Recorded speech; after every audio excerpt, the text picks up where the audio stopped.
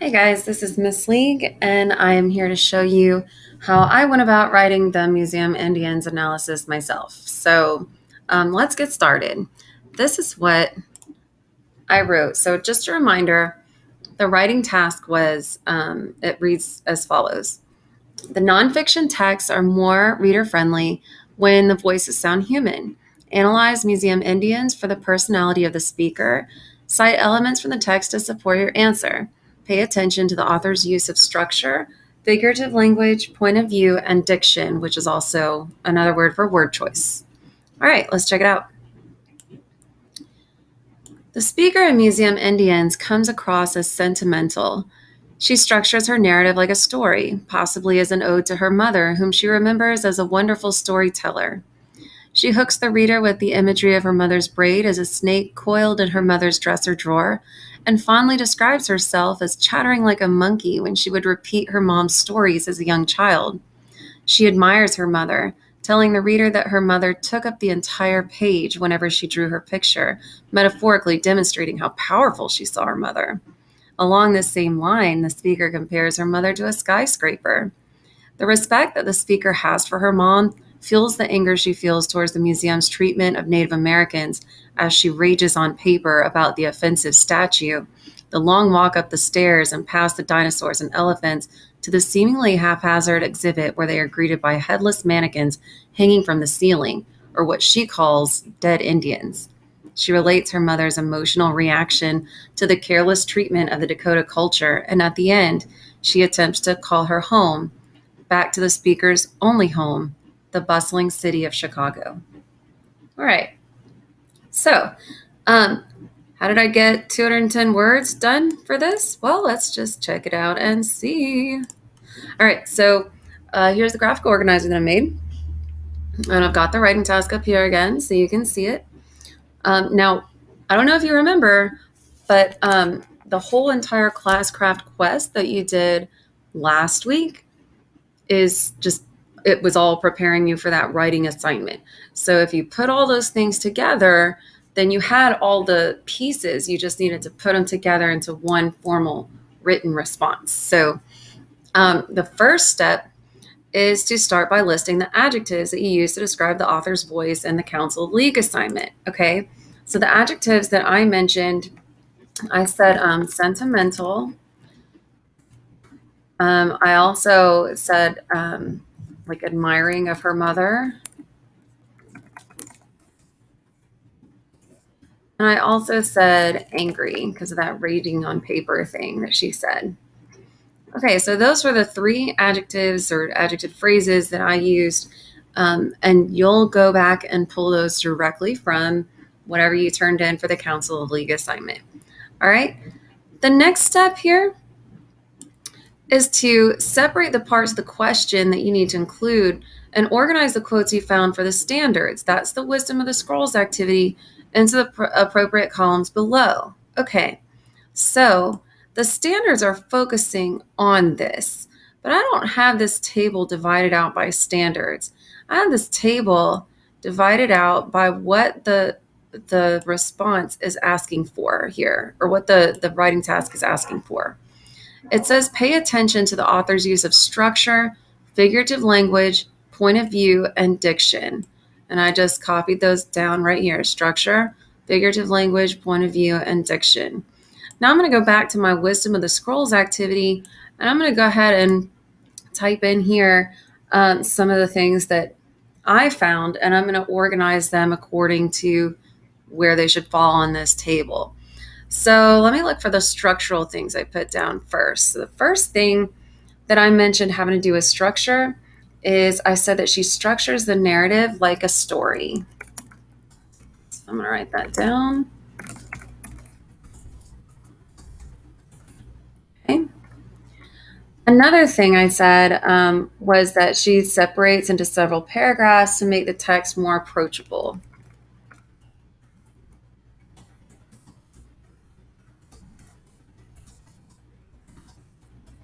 So several small paragraphs to make paragraphs to make the text more approachable. All right, cool. All right, that's all I really had for structure. I didn't find a whole lot there, okay? So, I'm just gonna pull this up here. Okay, let's move on to the figurative language part.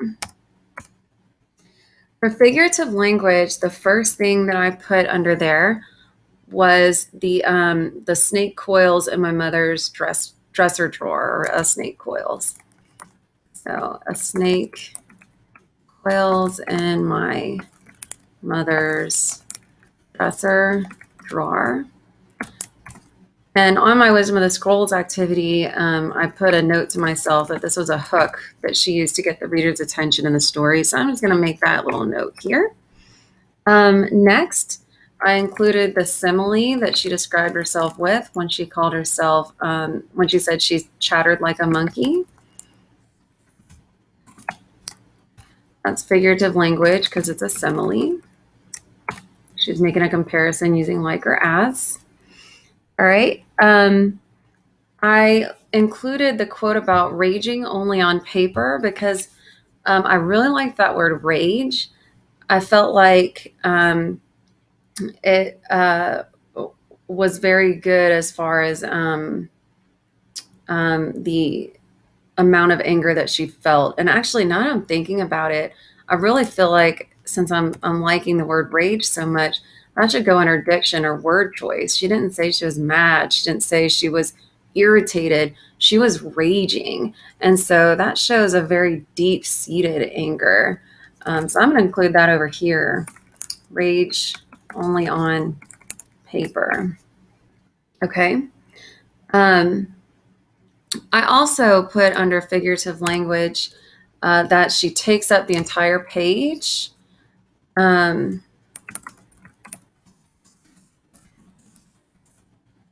This is what she said about her mom when she drew her a picture. When she drew her picture on paper, she would make her mother's picture fill up the entire page because she saw her as this big, strong, powerful woman.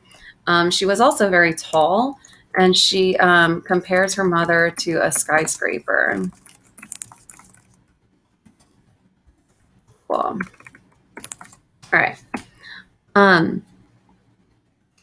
Now, for the point of view, for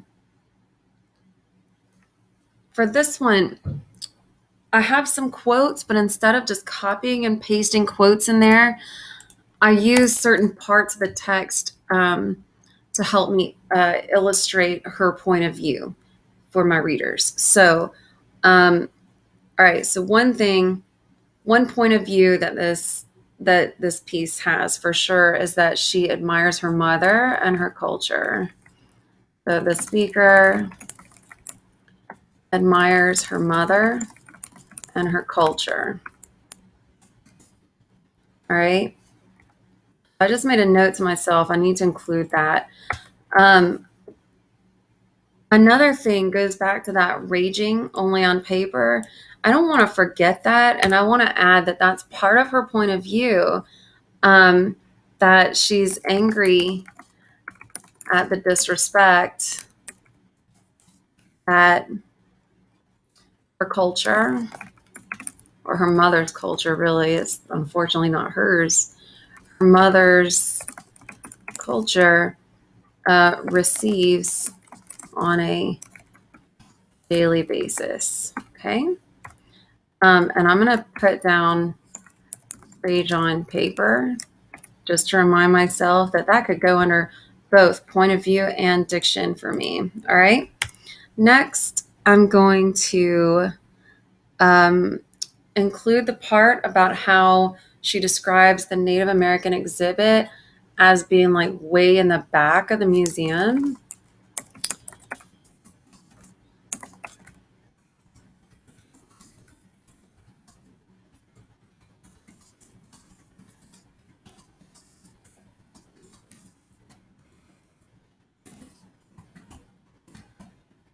They talk about having to climb stairs and go past dinosaurs and elephants.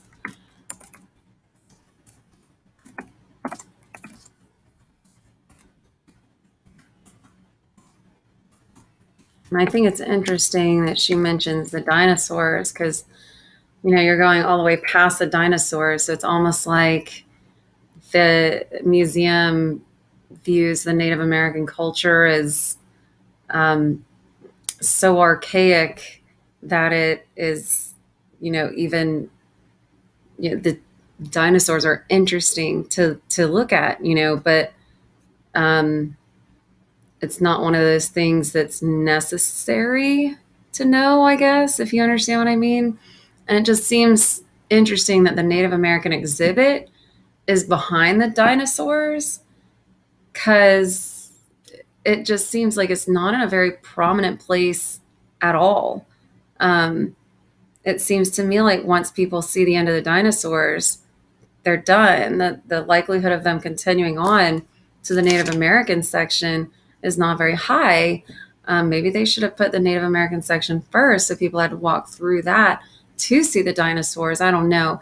But it definitely seems an odd placement. So that's kind of where I'm going with that. The last thing that she puts in there that I saw that clues us into her point of view is how little thought was put into the display of the Native American exhibit, because she mentions the Indians. She says dead Indians were hanging from the ceiling. They were just mannequins without even heads, and they were wearing like Native American clothing. And it's kind of weird. They would just hang mannequins without heads from the ceiling. It sounds really creepy and weird. So I put that down too. So little thought put into the display. And then I just made a note to myself, headless / faceless bodies hanging. Okay. All right. For the diction, I've added the rage only on paper. One thing that stood out to me is they stood before the grandmother's dress and stared at it as we would before a grave. And I thought that shows the incredible sadness. It's a deep sadness. And then finally, how she says, I call her home. I thought this was very interesting because, kind of like I said before, this isn't the speaker's culture. It's her mother's culture, unfortunately. The speaker is a city girl that grew up in Chicago, and she's heard these stories and she's seen things, but she hasn't actually experienced it for herself. So I think when she says, I call her home at the very end, that's pretty important because she's emphasizing this word home here. The speaker's home is not the home that maybe she should have, that her mother had. I'll say speaker's home, not the same as her mom's at all. All right. Got a pretty good list going here. Now, when you create this list, you're just brainstorming right now. We're not going to use every single one of these. We're going to try to use as many as we can, but let's kind of see where we can take it from here. All right. Step 3 says decide who your audience is by looking at the prompt. Hint, an analysis question will always require a formal style, so you don't want to write like you would talk for this assignment. You want to pretty it up a bit. So that tells us right there that our writing should be formal, professional. It's not going to be conversational, like we would write maybe with our narrative or something like that. This is an analysis, so we're going to keep it professional. All right, now we're getting to the writing part. So number 4 says address the question in the first line. Let's look back and remind ourselves what the question was. So the question says, analyze museum Indians for the personality of the speaker. Cite elements from the text to support your answer. Pay attention to the author's use of structure, figurative language, point of view, and diction. All right, so let's go back to my first line here. And so I say the speaker in Museum Indians comes across as sentimental. All right, so right off the bat, I have answered the question. I described the speaker's personality. Cool. All right, so jumping right into it. The speaker in Museum Indians comes across as sentimental. She structures her narrative like a story, possibly as an ode to her mother. Okay, let's see what the next step says. Hold on. All right. So we answer the question. Okay. Circle the first set of examples that go with your first adjective. Write that part of the response. Repeat as necessary. Okay. So what goes with sentimental? Well, if you'll see, I chose she structures her story her narrative like a story as an ode to her mother, a wonderful storyteller. All right, so I took this one right here, structures her narrative like a story. And I'll just change the color after we use them, okay? All right, structures the narrative like a story. Actually, there you go. Okay. All right. And then as an ode to her mother, who's a good storyteller. Okay, so I use structure. Now, what parts of this table, what quotes have I found? Could I make sentences out of structures and narrative like a story to provide evidence to back that up? Well, remember how I made this little note to myself that the snake coiling up in the mother's dresser drawer was the hook? So I'm going to go ahead and highlight this one blue, or you can circle it on your page. But I think these two definitely go together. Also, when she mentioned that she chattered like a monkey as a child, she was chattering like a monkey when she was telling her mother's stories. So that definitely goes together as well. Let's see. She takes up the entire page and compares her mother to a skyscraper. Those don't really fit in with the whole story train of thought here. The speaker admires her mother and culture, angry at the disrespect her mother's culture receives on a daily basis. Rages on paper. Now, we could possibly, I'm not going to, though. I'm not feeling super inspired about that, and we don't have to use all of this, so I'm not gonna. She describes the Native American exhibits way in the back of the museum and little thoughts put into the display. All right. So I think we've got enough evidence here to say that she admires her mother and structures the story in honor of her mother as a storyteller. Let's go back and look. All right. So she structures. Okay. So we said she's sentimental, thinking about her mom. She structures her narrative like a story, possibly as an ode to her mom, her mother, whom she remembers as a wonderful storyteller. She hooks the reader with the imagery of her mother's braid as a snake coiled in her mother's dresser drawer, and fondly describes herself as chattering like a monkey when she would repeat her mom's stories as a young child. All right, cool. So already we've made a pretty decent case for the fact that the narrator is sentimental about her mom, and she's so sentimental that she's actually writing this in a story kind of fashioned after the stories her mom would tell to her when she was a child, and the stories she loved so much that she chattered like a monkey to anyone who would listen whenever she could repeat those stories. So we've got a couple pieces of evidence here to back that up. It looks good.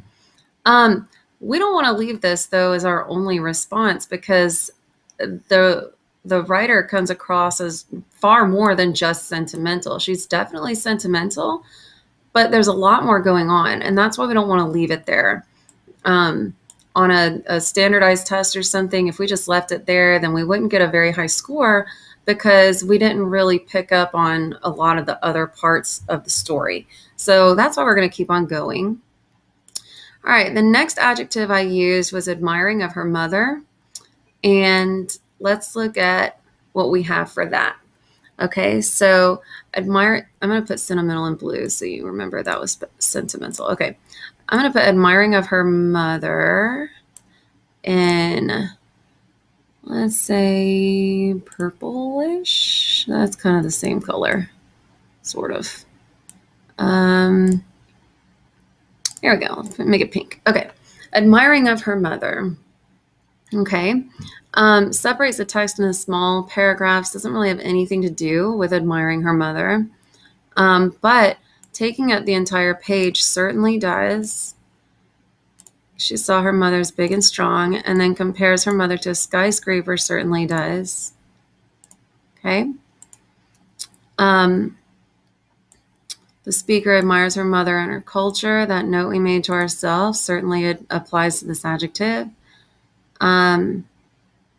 Okay. All right. So I think we've got some good evidence here. That's 2 pieces of evidence. So let's go back. She admires her mother, telling the reader that her mother took up the entire page. Took up the entire page whenever she drew her picture, metaphorically demonstrating how powerful she saw her mother. Along the same line, the speaker compares her mother to a skyscraper. All right, good. We got some good evidence there. I'm just going to separate these out and make them the right colors so you can go back if you want to and kind of look them over at your leisure. Okay. All right. Okay. Next, we have the anger, and we got lots of stuff for anger. I'm going to make the angry one the red one. I think it's only appropriate. I'll make it a darker red, though. Okay. All right, so still this one, we're not really ended up doing anything with the separating the text into small paragraphs. It just didn't come up. But point of view, definitely. She's angry at the disrespect her mother's culture receives as a daily basis, as evidenced by when she describes herself as raging on paper. Definitely when she makes the Native American exhibit sound like it's one of the last things to see in the museum. And definitely with the headless, faceless bodies hanging. So she's very irritated by the amount of disrespect that the culture is receiving when she's describing the museum. Definitely rage only on paper, for sure. Okay. I don't really feel like, yes, the quote is very sad, and it kind of illustrates the sadness behind the speaker's description of her mother. It kind of echoes her mother's sadness.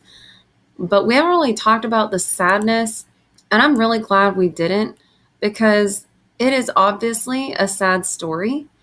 And I feel like if sad is one of the first adjectives that you go for, that's okay. But understand that it's low-hanging fruit. They know you're going to say that it's sad. So we want to say a couple more things other than just sad. Okay? So I saved sad for last so we can mention it for sure since it's so obvious. But at the same time, we don't want to mention only how it's sad. Okay, so let's make this red. All right. Up. Okay, here we go. All right, cool. The respect the speaker has for her mom fuels the anger she feels toward the museum's treatment of Native Americans as she rages on paper about the offensive statue and the long walk up the stairs and past the dinosaurs and elephants to the seemingly haphazard exhibit where they are greeted by headless mannequins hanging from the ceiling or what she calls dead Indians. So, yes, absolutely. Good evidence. Okay. Finally, I didn't just completely, like I said, I saved the sadness for last. I didn't just completely talk about the sadness, and I just kind of briefly mention it in my conclusion. So let's look back at my conclusion, and I guess we'll make this, really should have made this blue, but we'll make it green. Y'all don't care, do you? Okay, so I'm gonna make my conclusion green. Okay, so I acknowledge the sadness at the very tail end. I said she relates her mother's emotional reaction to the careless treatment of the Dakota culture, and at the end, attempts to call her home, back to the speaker's only home, the bustling city of Chicago. So, like I said, it's okay if you start with the sadness part. That's fine. Sometimes it's easier to start with things that are easier to find and kind of go from there as you build some confidence. But you never want to take a piece that's obviously sad or obviously humorous or obviously whatever and just focus on that for the personality of the speaker. Usually there's something else going on there. And you can see, in addition to the sadness, she had some anger in there, she had some admiration in there, and she also had some sentimental feelings in there and sentimental value about her mother's stories. So that's how I came up with mine.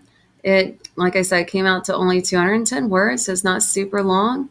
I said you needed to make it over 100 words because that you really need over 100 just to include those quotes and stuff. So um, I hope this helps. And if after watching this you're still not sure what you need to do before you go on to that next quest or your next task, or if you have a question about something, definitely call me over or call Miss Cooper over, and we will help you out with that right away. All right. Good luck. I can't wait to see what you write.